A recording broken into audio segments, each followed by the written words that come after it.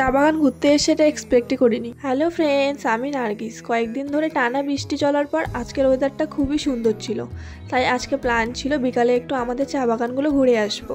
Ready হওয়া শুরু করেছি, ইতিমধ্যে বাইরে টোটো এসে দাঁড়িয়ে আছে। তাড়াতাড়ি রেডি হয়ে বাগানের উদ্দেশ্যে বেরিয়ে পড়লাম। সানসেটের সময় ফটো ভিডিওগুলো বেশ সুন্দর আসে, তাই বিকেলের রোদ কমার আগেই আমাদের পৌঁছানোর প্ল্যান ছিল। আমি নতুন এসেছি, তাই আমাকে আমাদের সব বাগান ঘুরিয়ে দেখাচ্ছিল। চা বাগানে এসে একটা আলাদা ফিলিং হয়, সব দিকে শান্তি, সবুজ আর একটা মিষ্টি গন্ধ। বাড়ির কাজের সাথে সাথে এত বড় বাগানটা আমি কি করে যে সামলাই, আমি তো পুরোই অবাক হয়ে গেছিলাম। তখনই দেখতে পেলাম চা বাগানের এক পাশে বসে কিছু মানুষ তাস খেলছে। সেটা দেখে বাগানের যে সুন্দর ভাইবটা একটু আগে ফিল হচ্ছিল সেটা একটু কমে গেল। আম্মির কাছে শুনতে পেলাম যে এখন তাও একটু কমেছে। আগে নাকি কিছু লোক এখানে তাস খেলতো, খাওয়া দাওয়া করতো আর সব নোংরা আবর্জনা এখানেই ফেলে চলে যেত।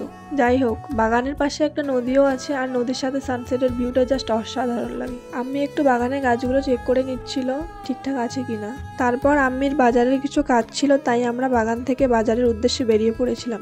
বাগানের পাশে দুইটা টি ফ্যাক্টরিও আছে, ওখানেই সব গাড়িগুলো চা পাতা নিয়ে যাচ্ছিল। বাজারে আসবো আর মোমো খাবো না, এটা তো হতেই পারে না।